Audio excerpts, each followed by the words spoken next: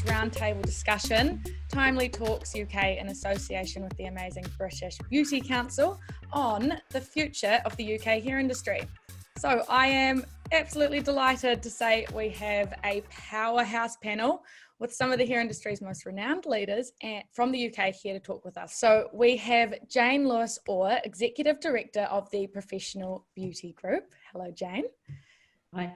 We also have Charlotte Mensah, hairstylist, owner and artistic director of the Hair Lounge Salon and British Beauty Council Advisory Board member. Hi, Charlotte. Hi. Awesome. We also have Josh Wood, expert colorist and co-founder of home hair colour brand, Josh Wood Colour, and British Beauty Council Executive Board member.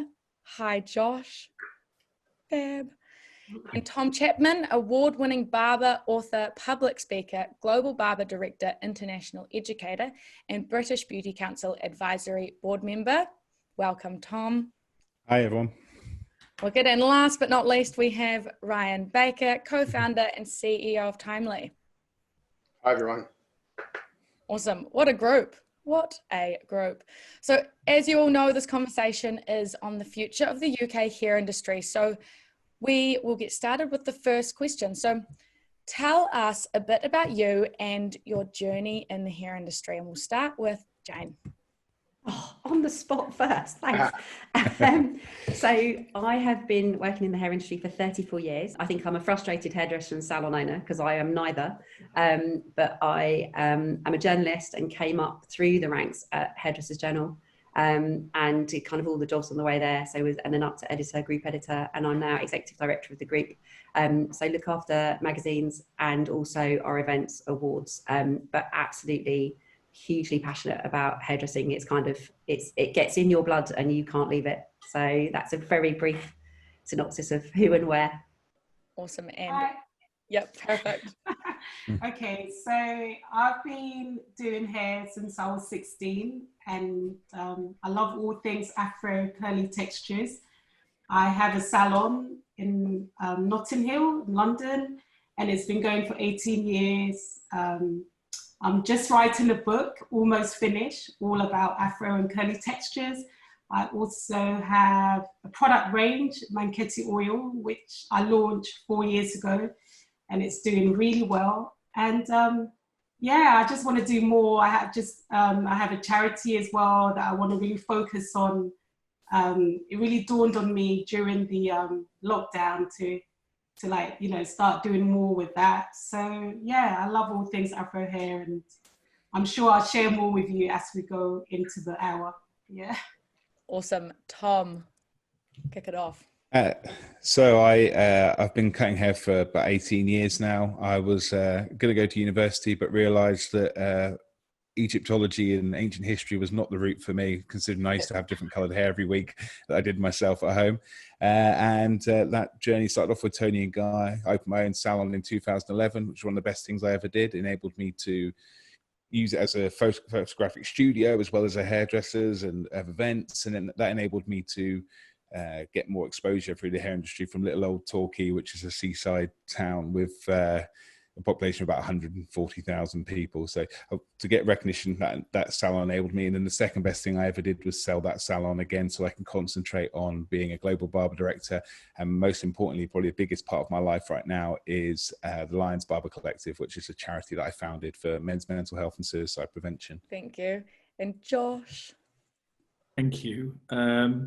Well, I didn't really choose hairdressing. Hairdressing chose me. I'm from the north of England, a very small mining town called Barnsley. And I was at college doing a foundation course in art. And I got a job in a local hairdressing salon, sweeping up on a Saturday. I was 17. And then subsequently, I started a government program to bring people back into wanting to have a trade education rather than a university education. It was called a youth training scheme. After the year of that course was up, the salon that I was working in told me that they didn't think hairdressing was for me. So with that nugget of career advice, I decided that I would probably take it a little more seriously. I joined Vidal Sassoon and trained at Vidal Sassoon. I was there for 12 years. I opened my first salon in 1999 in central London. During that period of time, I was also global creative director for Weller Professionals. I have a current salon in central London, which I use as like an atelier, like a workspace. For the last 3 years, I've been global creative director at Redken. I launched my own product range 2.5 years ago to really start to change the dynamic and conversation around home hair color and professional hair color. The story, Josh, reminds me of Michael Jordan's Hall of Fame acceptance speech, where he thanked all of the people who told him he would never be a half-decent basketball player. Yeah, brilliant.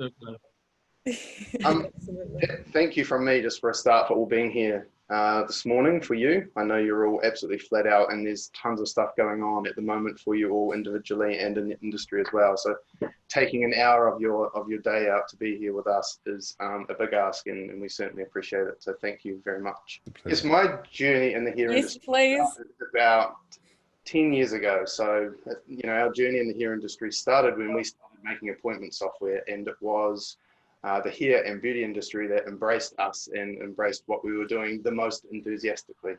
So like a lot of people, you know, it was somewhat by chance that we fell into the industry and then fell in love with the industry. And my mission since then has been to change that.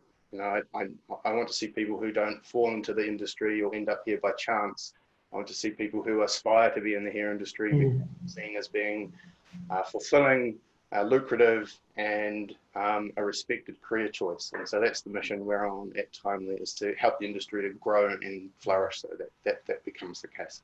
All right, so first off, just wanting to ask you all, what has lockdown looked like for you? I'll say firstly, I want to say that last time I saw you, Ryan, you looked far less groomed than you do right now. So you're obviously allowed to go back to your barber. We had a conversation during lockdown, didn't we? Yes, indeed. Yep. I've had a little bit more experience since then. And my wife also vetoed the mustache that I managed to grow over lockdown. Oh, no. We need photographs. Yes. But yeah, lockdown for me personally was actually incredibly busy. It was adapting quite a lot. I was taken away from what I do day to day with cutting hair and being involved and having that social interaction with people and that connection that we have and that license to touch that we have as barbers, hairdressers, colorists, whatever we have a really, really amazing position in society.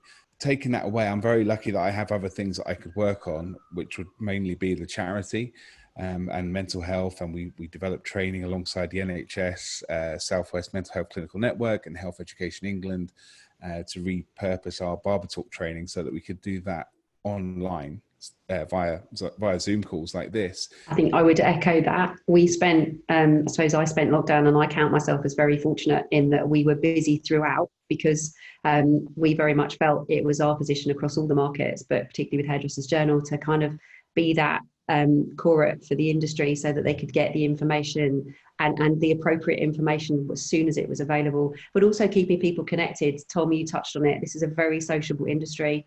And actually it allowed people to still feel connected and part of something. So we were kind of doing lots of lives like we're doing here, and trying to, as well as educate and inspire, as well as just keep people going. Well, the lockdown for me was, honestly, it was like I had to learn to just be still, because for all of my life, like since I was 16, I've always worked. And if I'm not in a salon, I'm either on a shoot or traveling or, you know, doing someone's wedding. So it was just nice to just be still and just, I think it made me realize that I've always not had a break. I've always just gone on and on and on. And, you know, the lockdown actually forced me to sit still because I couldn't go anywhere. I couldn't go on the shoot. I couldn't go on the client's wedding. So it was a really good time to just be still and just kind of evaluate what I really wanted out of my own life, because, you know, I lost my mum when I was 13 and I've always worked. You know, I had a lot of family back home in Ghana. I had to provide for them. So you're always constantly doing. It helped all of us. That's great. That's Yeah. awesome. Those baking supplies were in hot demand. Hey, through the lockdown, I remember going to the supermarket and saying, like, Yeah, I remember not even being able to get flour. Flour was like a big deal. Yeah, like it was like buying diamonds or something. Josh, how about you as well? How have you found it? The first few weeks I actually found very traumatic. You know, we have a big workforce. We have 80 employees in the one location in central London. So there was a lot of furloughing. There was a lot of redundancy, unfortunately, because we had a very, very good, I have a very good managing director and a great accountant. And they were just saying, if this goes on for a long period of time, there's no way we'll be able to make the salary bills when we reopen. You know, we've always had a very, very healthy, robust team, and probably sometimes more people than we needed. And I think that can quite often happen in fairly successful service industry businesses. I've certainly seen that happening a lot in the restaurant industry. And I mean, three funny things. I mean, it's taken me 30 years to manage to get on the front page of the Financial Times in the UK and the Wall Street Journal in New York and a BBC News item at 6 o'clock news. And the Wall Street Journal headline was, "Hair dye is the new toilet paper." So, I mean, I'd never realised I was going to get kind of compared to toilet paper, but it was completely fine by me. And then I also worked quite extensively within my role at the British Beauty Council. And I was on a task force, a workforce with the Home Secretary in the United Kingdom to try to understand our very specific health and safety needs. And I have to say, Millie Kendall, who's the CEO of the British Beauty Council, lobbied the government heavily for us not to be categorised as hospitality, for us to actually be recognised as retail. But we didn't get very far, unfortunately. Exactly what you're talking about now leads perfectly into the next question I do have on what is keeping us awake at night right now. Josh, what is keeping you awake at night at the moment? I mean, I think trying to navigate a service industry business with unclear messaging from the government, you know, trying to navigate, you know, the kind of the health and safety requirements that we need. I mean, we, as a salon, we've already been inspected by the local council. And I actually was really grateful for that because it proved to me that they are doing spot checks. We were fully compliant. I really worry about smaller salons not really understanding the information, not being able to be compliant. I mean, the PPE that we've put in place, the social distancing, we're operating at 46% capacity. You know, we've got a massive building in central London. The rent and rates haven't gone down by, you know, by 54%. So, you know, actually, I'm worried about the livelihood of the people that work in that particular part of the business that I own, and I'm worried about the future of that. On a wider scale, I think when furlough finishes, we have to really understand what levels of unemployment and redundancy we're going to have as an industry. I'd really like to see the government put something in place for us specifically, as we do employ people that necessarily haven't gone through formal education. I certainly know in my lifetime of earning salons, I mean, I guess I was always focusing on my journey as a teenager and as a youth, which wasn't easy. You know, dealing with sexuality, dealing with, you know, I grew up in a very poor neighborhood. You know, I lost my parents when I was very young. You know, so I guess in some ways, if today's society was to look at me today, I'd be in a vulnerable category. And I've always like the rough diamond, you know, as starting as an employer. But I do think that we've really got to look at how we can collaborate and support each other, because I think trying to do it as individual businesses, or even as because of, you know, the way self-employed has played out in this country, individual operators operating like little businesses in themselves. I think I'm really hoping that, you know, I know a lot of the work that Jayne does, and, you know, I certainly know what's happening at the British Beauty Council. I'm hoping that we can get some recognition as a profession. a very worrying time because, you know, initially it was like this big waiting list, everybody couldn't wait to get in. And now it's like, oh, I've had my hair done, I'm not going anywhere. So they're not coming back as regularly. It's so true. We all need to come together and work out a plan that would benefit everybody so that we can all we can sustain the business. Otherwise, I'm not sure if everyone's going to make it. It's a very tough time. It's about future-proofing your business, isn't it? So while a lot of salons are saying to me, oh my God, this is better than any Christmas month we've ever had. And I am so grateful for that. You're right, all of you, in the things you're saying, that now it's either going to go back to a normal level, or for some people, it may be slightly, as you've said, Charlotte, for certain reasons, it will go below that. So it's also about hairdressers having to take a very detailed look at the books. And also, for me, the big thing is communicating with your team and with your clients, because your clients want to know that they're coming to a safe, secure environment. Even the most blasé clients who think it's not going to be them, they still want to feel safe and comfortable in your salon environment. And to Josh's point, I think we all play a role in, and as do the manufacturers, in making sure that every salon and every operator, whether they're freelance, mobile, independent in a salon or a salon owner, are doing it the right way, so that as an industry, we're reflected and recognized in the right way, because then I think that helps us with our coming together and saying, you need to look at this industry and support it. It brings a lot to the UK. What about us paying VAT on such service heavy, you know, all those kind of things that we all know are really important, and attracting people into these markets, because actually at the moment, hairdressing has a huge profile and is seen really positively. We need to harness that right now. I've worked closely with 40 of our ambassadors and prospects, and they're all coming to me beforehand saying, what should we do when we go back? You know, how are we going to, should we put our prices up? Should we put our prices down? Should we? And we're not very business minded. We're more creatives. And like you said, Josh as well, and Jane, and we don't really value ourselves. We value our customers so highly. And we, you know, a lot of the barbers were opening at 1 minute past midnight on the 4th, so they could go in and then working straight through until 7 o'clock the following night, just to try and please their customers, try and do everything for their customers. We don't ever seem to value ourselves or what our worth. Compliance is everything today. We have to prove that we are listening to the guidelines, we're responding, and we're creating a healthy and safe working environment, both for the clients, but probably more so for our teams and people that work alongside us. We're moving to stronger measures. They're not easing. So that has to be an indicator that we either, you know, we're not compliant, or, you know, compliance is one element, but, you know, I really believe that clients should wear masks, but it's not moving in the direction I really wished it would have been moving in. Yeah. I think we anyone who has a voice in the industry, whether that's on social media or however, needs to be reinforcing that this is not optional. This is not gone away, and it's not going away. We have to learn to live with it.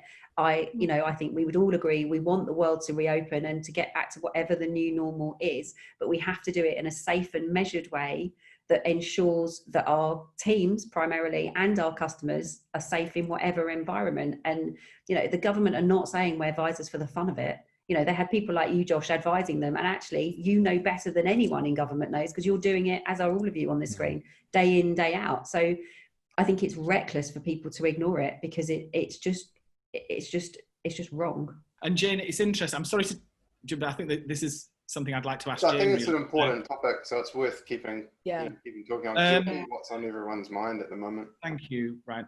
You know, Jen, it's really interesting what you're saying about, you know, the devolved nation, because I think that would be really interesting to understand how a publisher that's publishing a national publication, and then obviously you've got a very big social media presence, because I think we're not only going to see the devolution of each of the countries in the UK, we're going to see the devolution of cities.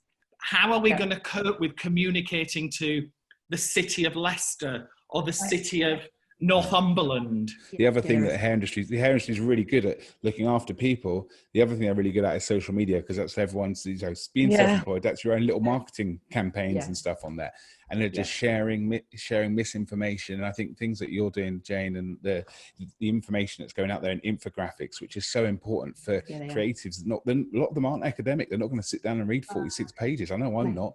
Because we've been talking quite a lot about what's been keeping us awake at night, which obviously are the things that you know, are the things that don't feel so great inside.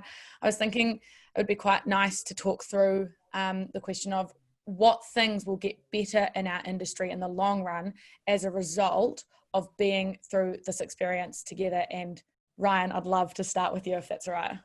Oh, thank you, Lou. I didn't get the chance to answer the question before around what the lockdown experience was like for me, so I guess this gives me a chance to talk a little bit to that. The pandemic for me was both the worst thing and the best thing that's happened for the business in the space of about 2 months.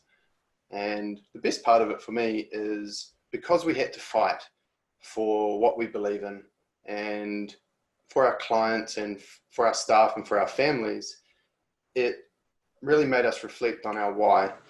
And for me personally, I reclaimed a big chunk of my passion for why I started the business.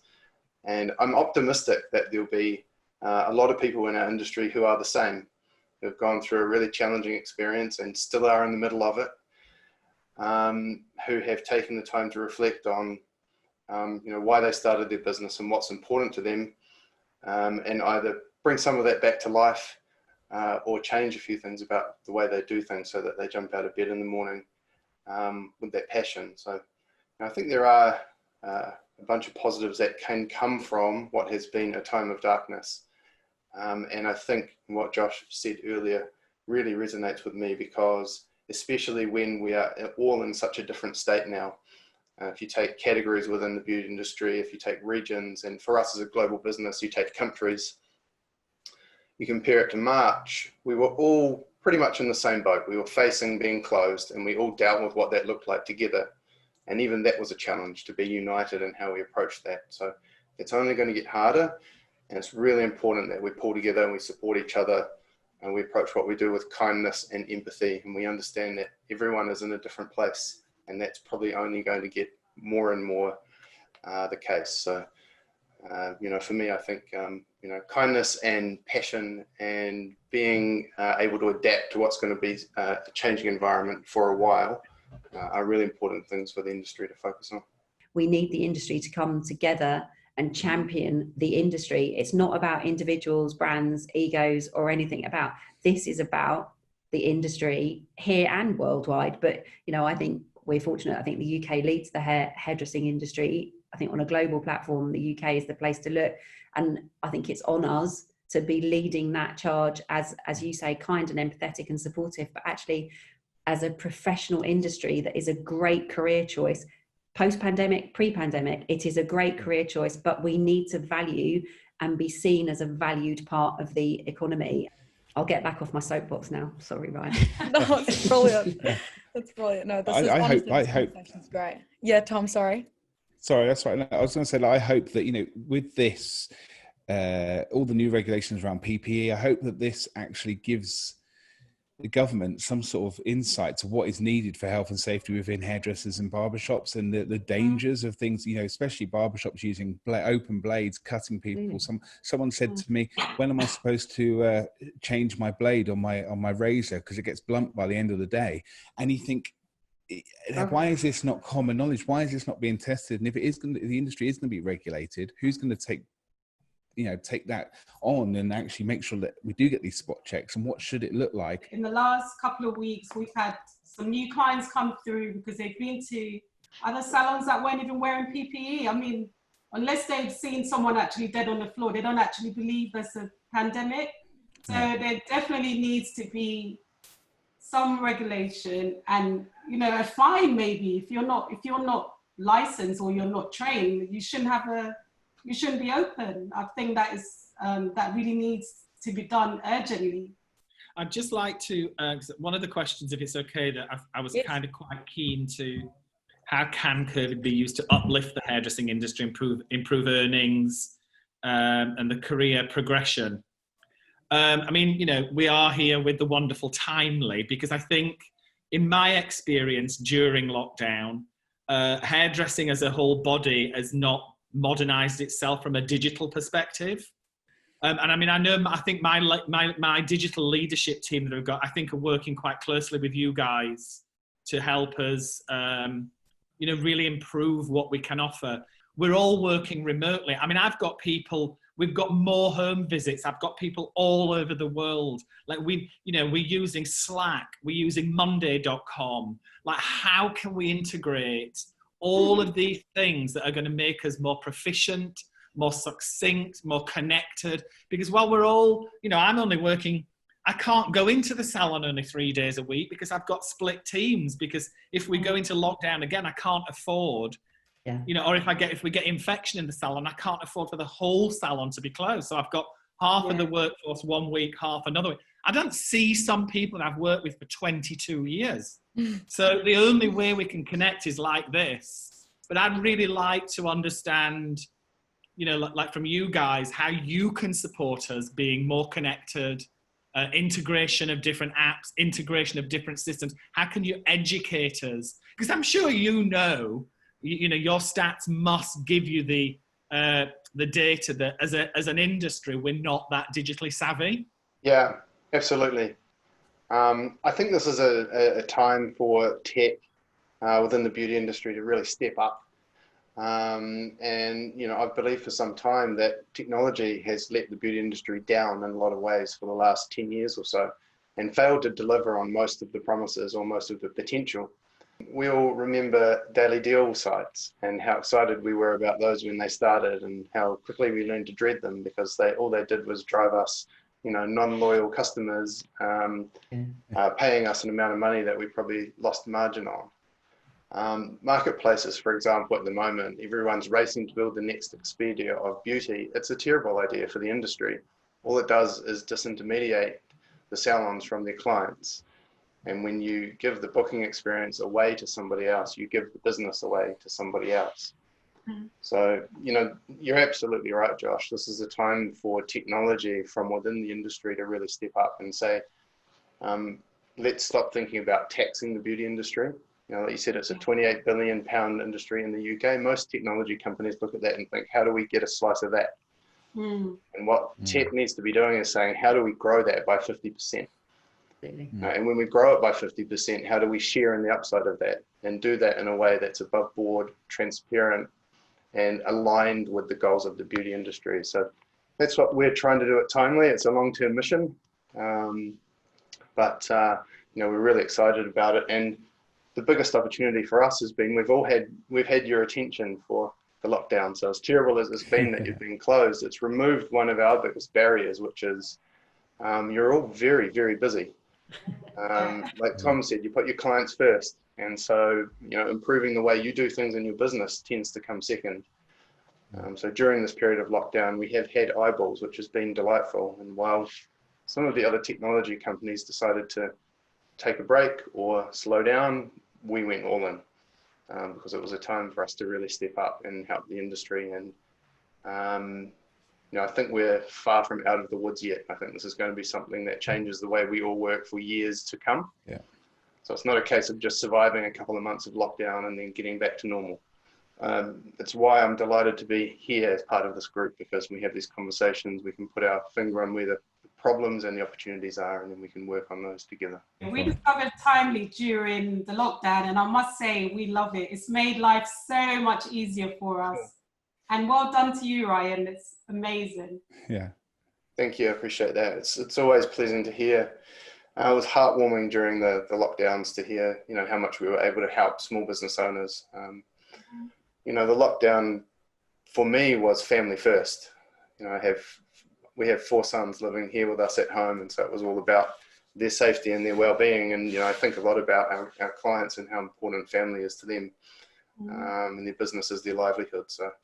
And we had messages to say, I wasn't sure if I would carry on, but the platform and the content and the help gave me the motivation to learn and double down and focus and be ready to open.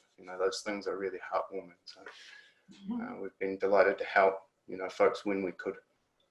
If each of you have a minute or two, it would be lovely just to finish on like one message each, a message that you'd like to send everyone in the hair industry in the UK right now, before we wrap things up. So yeah, if we just sort of go around, Charlotte, if you'd like to start.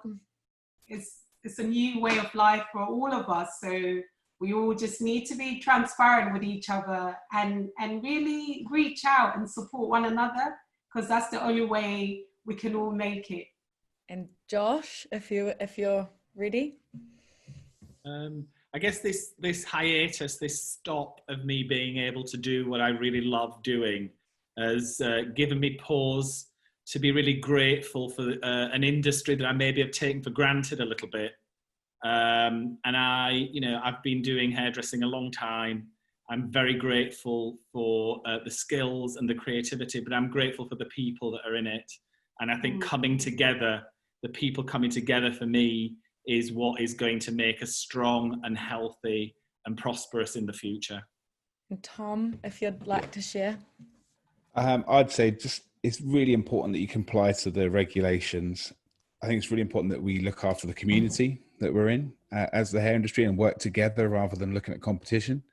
And then finally, I'd say care for others around you, look after each other. And that goes within the compliance and everything like that, because you don't know, you can't see if someone else is struggling or someone else is, particularly vulnerable. Wear your mask for others other than yourself as well, but then that caring for others, also, you need to be able to care for yourself. Look after yourself. Don't work too hard. Look after yourself mentally. Take breaks.